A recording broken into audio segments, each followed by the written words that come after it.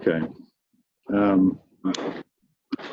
Another item that I wanted to make sure I said publicly, Mr. Chairman, was it's very important for people under these conditions where we're having social distancing and we're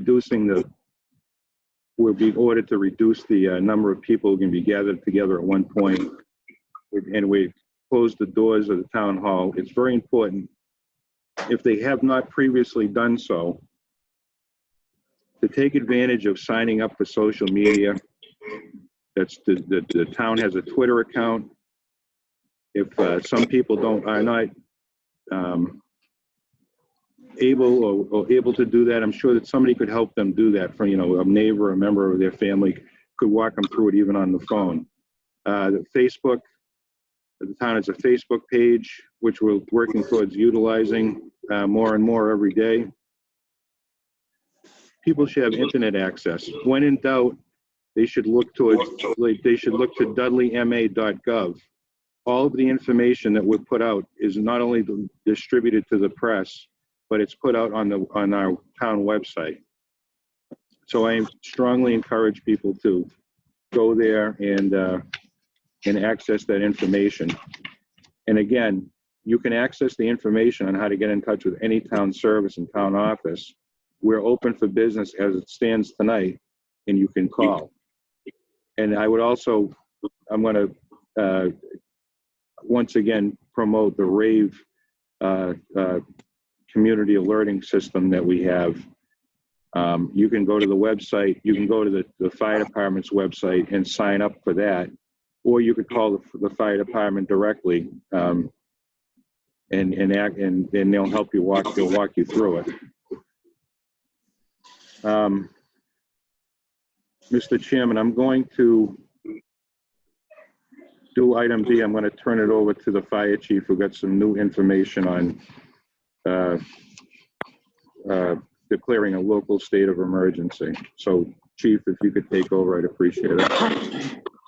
Can I wait until I get to mine? I was going to put that in my subsection there, or do you want me to just talk about that right now?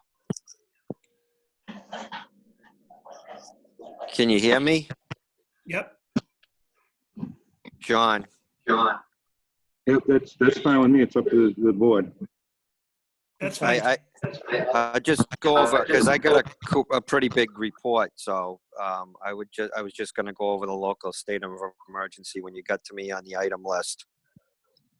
Okay, great. Mr. Chairman, do you mind if we move to Tom Purcell? Nope. Appreciate everyone that. All you, Tom.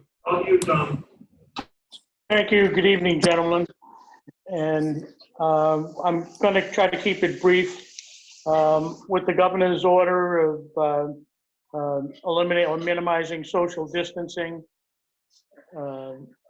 creating an air of social distancing by closing taverns and restaurants and the schools.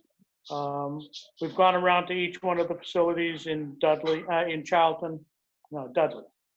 Dudley to reassure the businessmen that this was what the procedure called for, and if they had any questions, we made ourselves available for it. It was all pretty well received at this time, with no pushback from any of the people that are affected. We have information from the schools about their lunch program. Their lunch program is going to be a grab-and-go setup, and they're going to be continuing that as long as they can. The competitive procurement programs have been relaxed.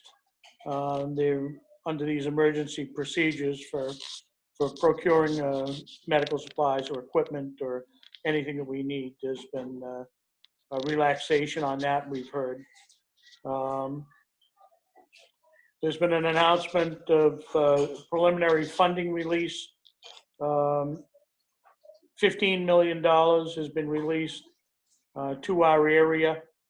Central Massachusetts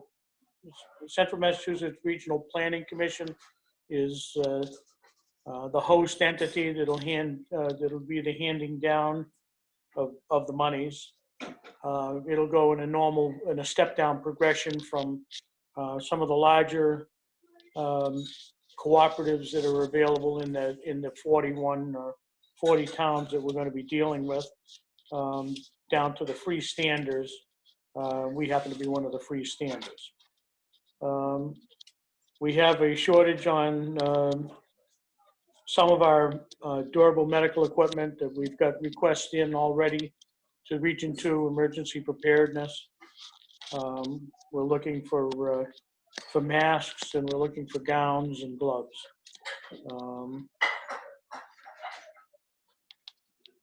So all the places of assembly presently have been addressed. Child care facilities have just received the order today that all of the child care facilities will be closed, the nursery schools and the daycare. It's been brought to my attention that EEC, who regulates the child care industry,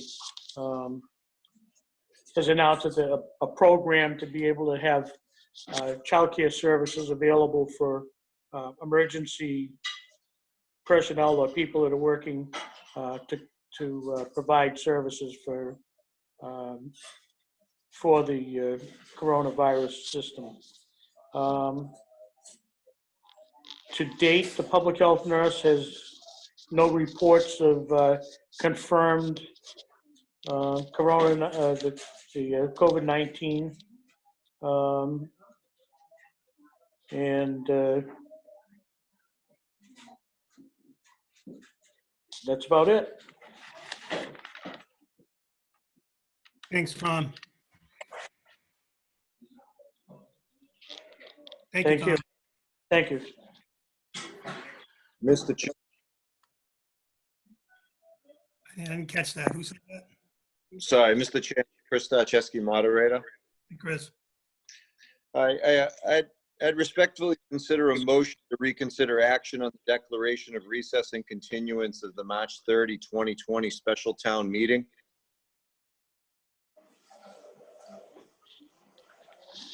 I'm going to defer to Jonathan on that one. Jonathan? Are we talking about the date, Mr. Moderator? Yes, sir. I am talking about the date. I think that's a good idea, Mr. Chairman. Which is that we have to modify the date that was voted on. All right, so to reconsider, we have to roll call a motion. Is that how that works? 2 votes? Yes. At this point, the chair will call a roll call vote for reconsideration. Mr. Marsh, you have a question? Oh, I was gonna make a motion to do that, but if you so moved. Moved by Mr. Marcy, seconded by the chair for the roll call for reconsideration. Stephen Sullivan, aye. John Marcy, aye. Harry Siganovich, aye. Jay Johnson, aye.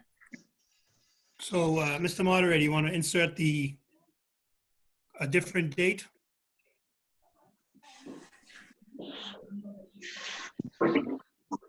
What's the date we're looking at then?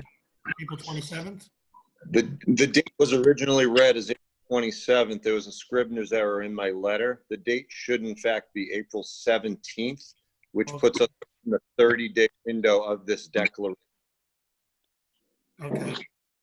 So the motion should be to change the date in the declaration of the moderator to April 17th. So moved. Second by the chair. Roll call vote, Stephen Sullivan. John Marcy, aye. Harry Siganovich, aye. Jay Johnson, aye. Thank you, Mr. Moderator, for correcting that. Thank you very much, Chairman.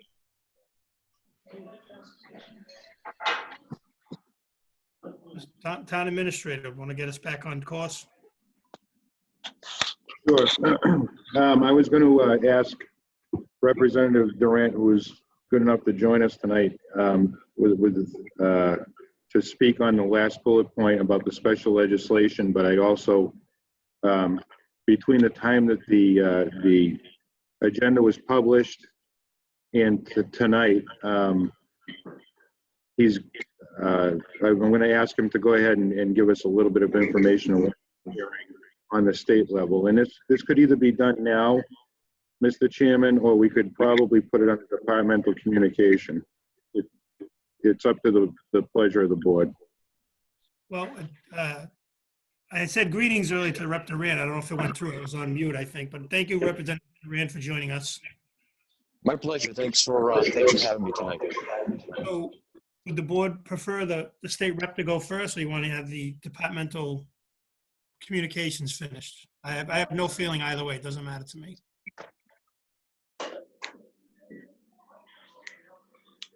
Well, hearing no objection, I'll take the town administrator's suggestion and we'll continue with the town departments then. Is that what you want, Jonathan?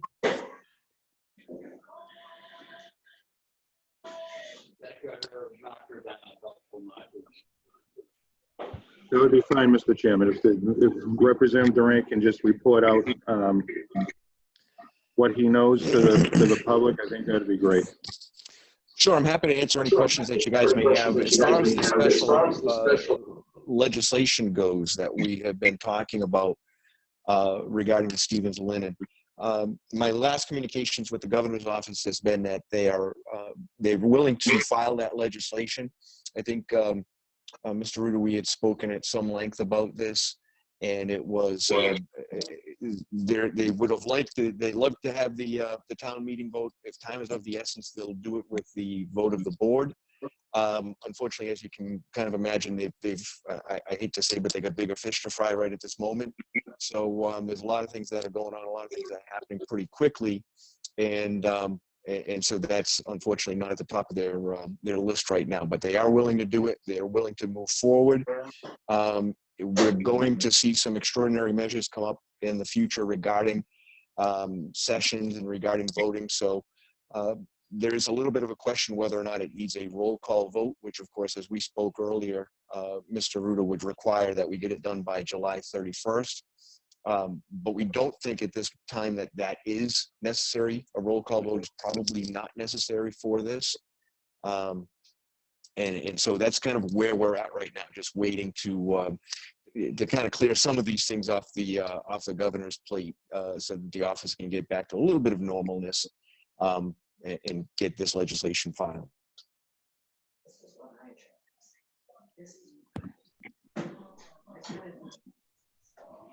Thank you for that report, Representative. I mean, I'm happy to answer any questions that you guys may have. If you've got any questions regarding the ongoing emergency, I think the chief gave a good synopsis, and you guys seem to have a lot of information already. The one thing I will mention that you may or may not have heard prior to the meeting, the governor has activated 2,000 National Guard troops to help out with logistics and some of the things that they do best. I wanted to stress, and the governor wants to stress, that during a time like this, we're hearing a lot of rumors going out there that the National Guard's been called out, martial law, and there's going to be shelter-in-place kind of orders that are given. Those are completely false, and I think it's very important that everybody understands that those are completely false. The National Guard is being activated for doing the things, and I think, Mr. Rudy, you can speak to what the National Guard does just as well as anybody else, being in MEMA as long as you have. But it's just to help out with logistics. It's just to help out with getting a lot of the things done that we need to have done in the state. Thank you for that, Peter. So, Mr. Thank you, Chairman, I thought that we could, as the fire chief and the police chief go down with their reports, and as any questions may come up, I'd like to invite Representative Durant to answer any questions that they may have. One thing I did want to mention is that we did a conference call with Charlton in the regional school district. When I say regional school district, I mean the school superintendent, our Board of Health, the Charlton Board of Health, and the 2 town administrators from Charlton and our emergency management were on the call. We did a quick call today just to see how everything was going on the school side. They're essentially not going to be staffed starting next week. As Mr. Purcell mentioned, they're going forward with school lunches, whether they qualify for the 50%. I guess the population has to be the need for school lunch, free or reduced school lunch, has to have a 50% threshold. And I think at some point the school superintendent will reach out to Representative Durant to talk about reimbursement, because there's about 130 families being served by that program right now between the 2 towns, and they're going to continue to do it as long as they need to do it. But at some point, I think that they'll probably contact Representative Durant to talk about helping them with reimbursement. Mr. Rudy, yeah, we expect that. There is a lot of, and I'm sorry for being a little kind of stop and go here. I keep getting feedback in my ear. But there are a lot of proposals going forward. Things are moving really fast right now with what's being proposed, what's going to be released, and things of that nature. I think once we get past some of this, some of those things such as reimbursement for those costs will come up. And so I don't think that's going to be a big problem, but we will tackle those as they come up.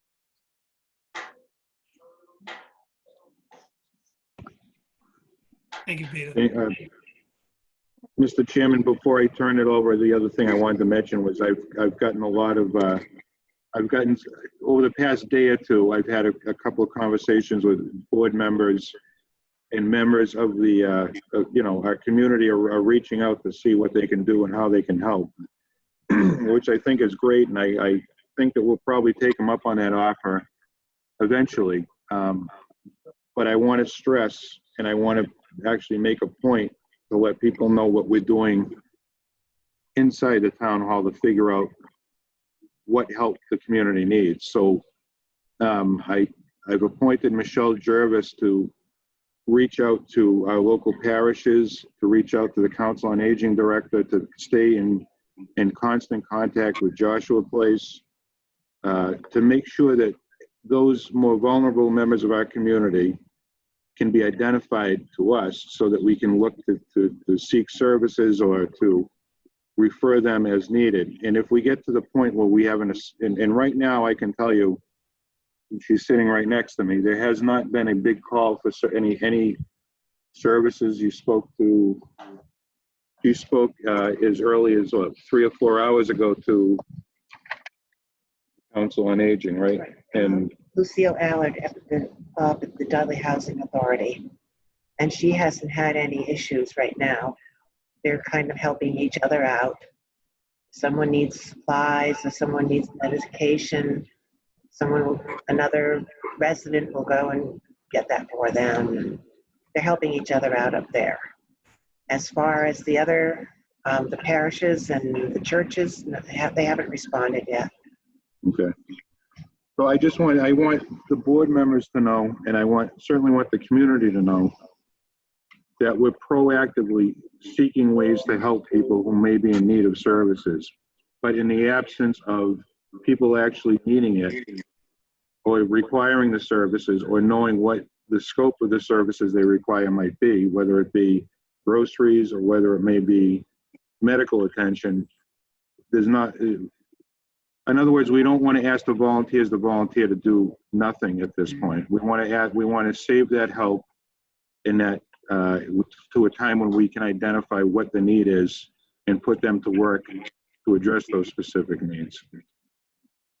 So I apologize for that. There are things that are happening on a daily basis that can't be placed on the agenda. So I appreciate you giving me the opportunity to talk about that outside of my normal report. No, I know I speak, first off, I didn't realize Michelle was there. I would have greeted Michelle earlier, but no, the board, I'm sure feels the same, that you're the day-to-day point person in conjunction with your core group and department heads.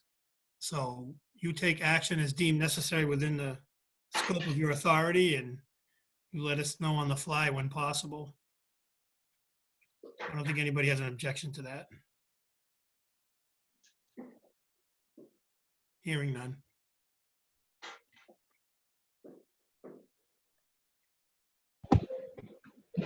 Mr. Chairman, I think we can go to the fire chief now, if that's okay. Yeah, just real quick, did anybody have any questions earlier for Rep. Durant or for Tom Purcell with the president, including the administrator, for the presentation so far? If there's no questions, then we'll go right to, you want the police chief first or fire? Fire and EMS? I'm here. Can you hear me? Yeah, thank you, chief. All right. So I'll start with the FEMA reimbursement. We're up and going online with the FEMA reimbursement through MEMA. So I need all departments to start tracking and submitting copies to me of any costs related to this virus, overtime costs, equipment. For example, Mr.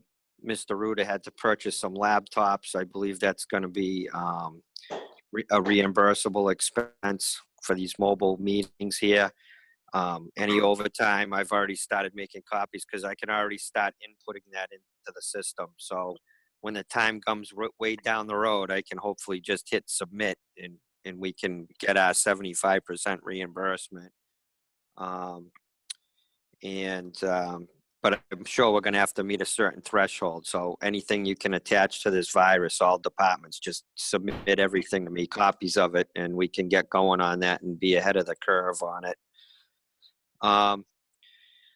As of right now, our EOC is partially open, and we followed what most other towns were doing. So now we can go on WebOS EOC and input everything in there, like if we have confirmed cases in town and things of that nature. I also suggested that the administrator get the board of the chairman of the board of selectmen to sign off on a local state of emergency, because it seems like a majority of the towns are doing that. So it can only help us in the long run, and it doesn't hurt us in any way. So if the chairman of the board can sign off on that, and then we can post that on the web EOC as well, and it can just help us down the road with reimbursement.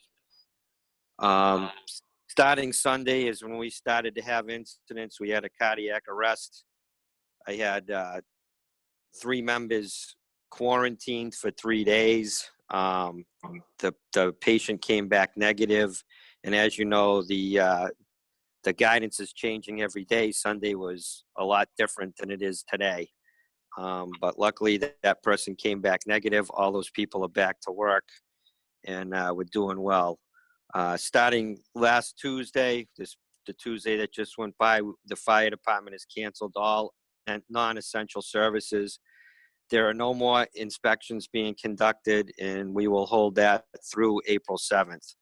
No new burning permits have been given out. People who have burning permits can burn, but no new permits are being issued at this time, as we don't have an online system. Of course, we have a shortage of mask, gowns, and gloves like everybody else, and we're being asked to mask up ourselves for certain calls, and we're asking to mask up the patients. So if we don't get some supplies soon, we're going to be in trouble, because we're going to be running out, and I know everybody's short. We have come up with a policy specific to COVID-19 that I've issued to the whole department. I'm not going to go through that because it's 4 pages long. If anybody wants to see it offline, they're more than welcome to. I also talked to Chief Wayner about a security policy at the hospital. We're going to lock our ambulance and take the keys in. And also on scene, we've asked that the PD just come to the call if they're available. They don't have to get out of their cruiser, but just to sit behind the ambulance to basically babysit the ambulance and make sure nobody pilfers things out of the ambulance, because I can see that coming down the road. Right now, our call volume is way down, so people are listening. That could change. I think next week it's going to flip, but we'll see.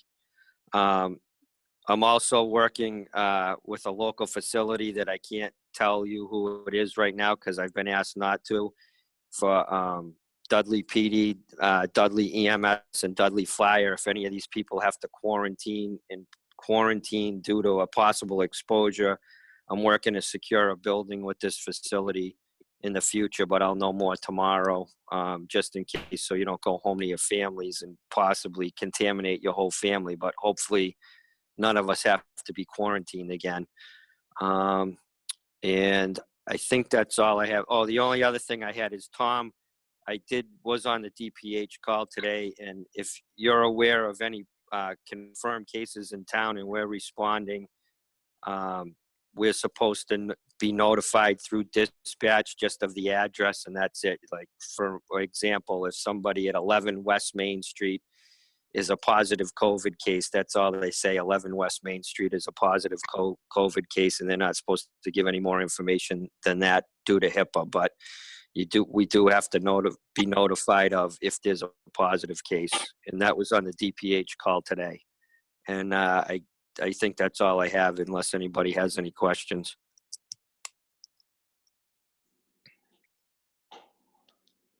Any questions for the fire and EMS?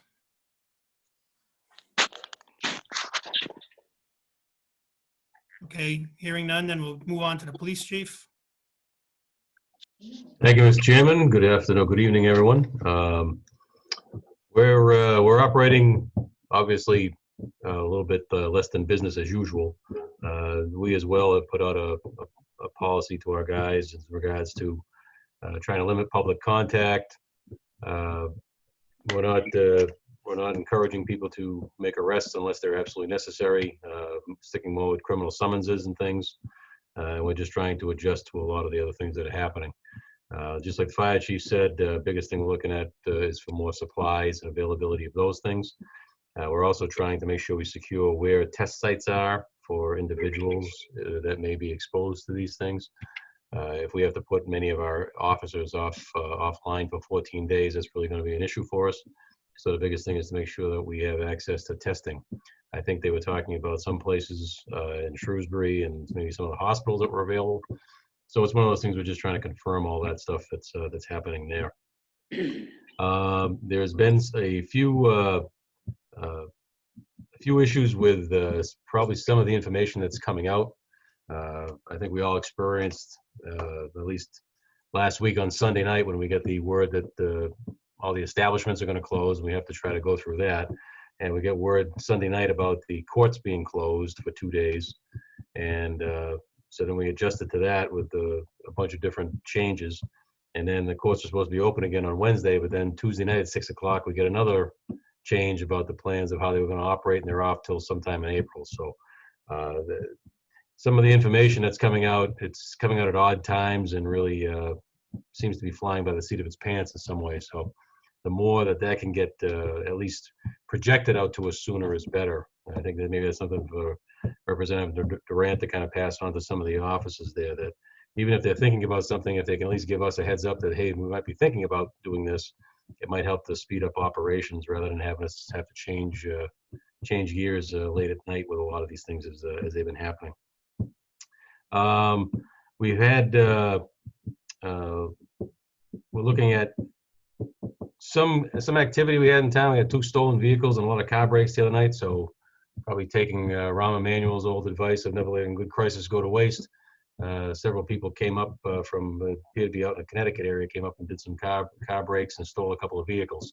So really livens up the parade there. But biggest thing I'm working on is we have some of my people, I have a couple guys out on light duty. They're working downstairs during the day to help assist with the town hall operation there. I just was requesting our maintenance people to make sure that they focus on cleaning the area and everything else, because that's one location in our lobby where a lot of the public is coming in to do business here. So we want to try to make sure we keep all that and all the common areas clean as possible. But other than that, we're trying to scale down our public contact as far as firearms permitting and other things that are happening there. And but we're going to be available to respond, and hopefully we don't get exposed to anything along the way.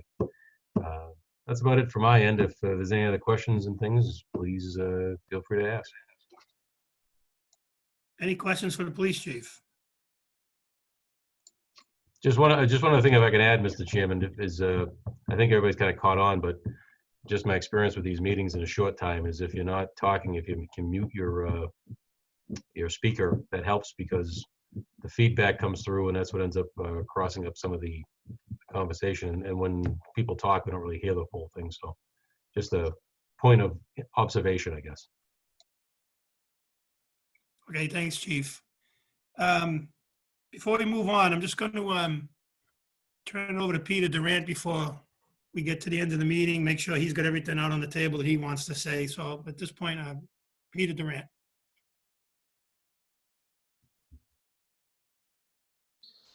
Thank you, Mr. Chairman. I just wanted to mention a couple of other things here, mainly for people who are watching.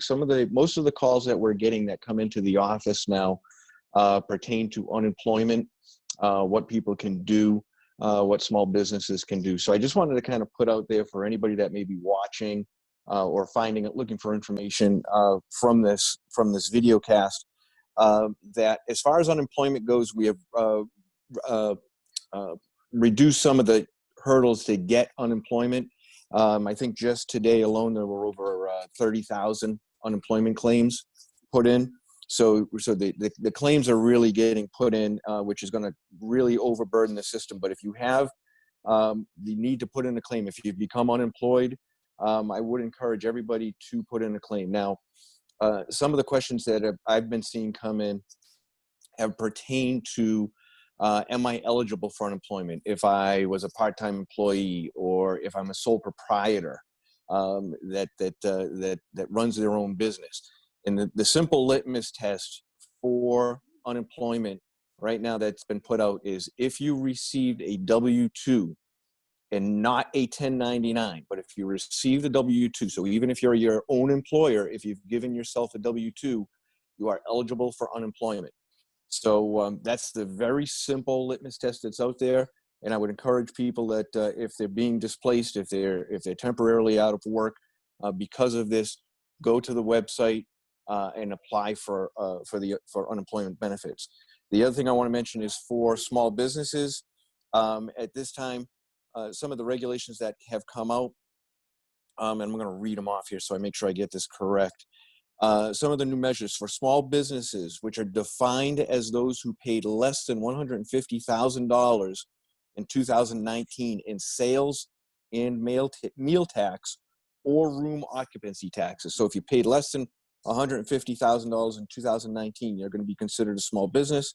Your taxes, which were due for March, April, and May, will now be due on June 20th. So we're pushing back that time for those taxes to be due.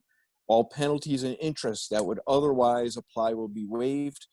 And the Department of Revenue is currently drafting emergency regulations to put some other relief in place. But I wanted to bring those up because we're getting a lot of those questions come into the office.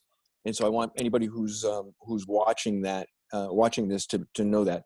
One last thing is that there are some small business low interest loans that are available right now through empoweringbusiness.org, empowersmallbusiness.org, which is the Massachusetts Growth Capital Corporation.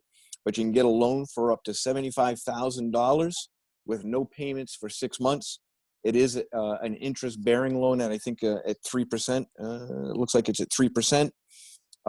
And so if your business is having some difficulties because of this, if you're not able to get unemployment insurance, this might be a route for you to go, up to $75,000. Ineligible businesses include real estate investment, multi-level marketing, adult entertainment, cannabis, and firearms. So those are just some of the ones that aren't able to get those loans. But I just wanted to kind of put that out there because we're getting a lot of calls at the office about those. If you have questions, if anybody needs to reach me or my office, they can call the office in Boston at 617-722-2060, or they can email me at peter.durant@mahouse.gov. That's peter.durant@mahouse.gov.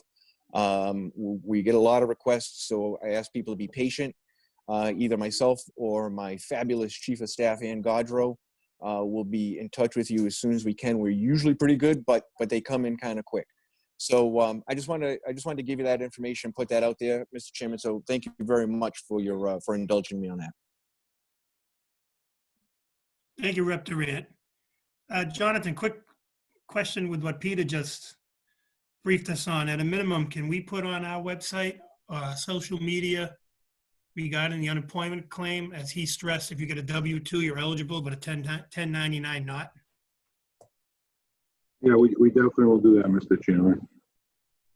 Okay. Perfect. Thanks again, Peter. You bet. Thank you, Mr. Chairman. Mr. Town Administrator, what do we have next? Well, I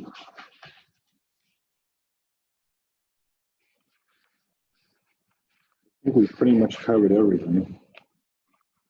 Right. I want to stress, particularly people on this call, but town hall in general, and the staff, and our highways kept on working, water sewer keeps on working. Town hall staff has been unbelievable. Public safety, well, they're used to this kind of pressure, but I can't stress enough, particularly to the public and the board members, how much people have adapted and changed the way they do things, and really done 110% to keep things up and running, and they've learned to adapt to things overnight, basically. So I asked for the public's continued patience. I asked for the board's continued support, and I just want you to be very much aware that everybody's working at 110% to see us through this. Mr. Chairman, can I jump in for a second? Go ahead, Chief. I just want to echo what Mr. Ruda just said, but also too give him a lot of credit and kudos on what he's been doing here, because it's been, certainly this is unprecedented territory for all of us. I haven't seen anything like this in my 30 plus years, and certainly being a new administrator, it's been a challenge. So he's done a very good job with everything as this has gone on. The communication's been excellent between all the departments. We've had regular meetings on things. Testing the system amongst all of us, so it's been really good. One thing I know that was just talked about, and I didn't know, it's probably have to yield to the fire chief, but did they have to vote on the local state of emergency? I know that was supposed to get brought up, and I don't know if that just got missed. I just didn't want to get missed. No, that doesn't require a vote. It just requires a signature from the chairman of the board. Okay, no problem. Yeah, I just knew it was brought up earlier. I just didn't know if it had to get voted on. Thank you. No, it doesn't require a vote. Just question to you, Dean. It's just similar to what we did a few years ago with that October declaration, right? I came down and we signed it. We just need a signature from the chairman of the board. Right. And Mr. Ruder or myself can even come to your house and stand at the front door if you want to sign it at your house. I got it. Well, post office is still deemed essential personnel, so I'm on the road from 8 to 4:30 every day anyway. So I'll get down there either in the AM tomorrow or right after work, and I'll take care of it with the administrator.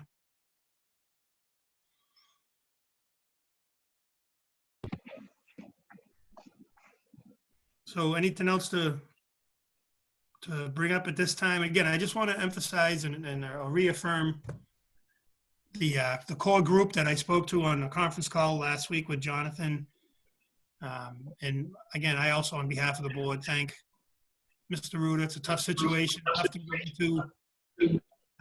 All department heads, all town employees who are showing up and doing their job in a professional manner, to just be safe, be smart, be vigilant, and stay on top of the public information. But again, I thank everyone that participated tonight and that participate on a daily basis. That's what really makes things go in this town. I really appreciate it. I know everybody else does too. Board member comments? As you go in order, so I'll go to Mr. Massey. He's raising his hand. Okay, like we always do. Thank you, Mr. Chairman. Just a couple things. I think social media is probably going to be a very important way that we get stuff out there. A lot of people just don't, they go to our website, but it's less common. I think people are on Facebook all the time and using the Town of Dudley Facebook page for not just these alerts, but really like when meetings, these types of meetings are going to be, and agendas. I think that would be a good way to, help public awareness and get them involved in the process. So that's number one. Number two, I'd like to wish my fellow board member Carrie Ziganevich a happy 50th birthday today. So I wanted to make sure that we called that out as well. Big day for Carrie. Thank you, Mr. Chairman. You're awesome, John. Thank you. 50, are we counting with both hands? You're awesome. Thanks. All right, so, Mr. Administrator, we good to go on our way here?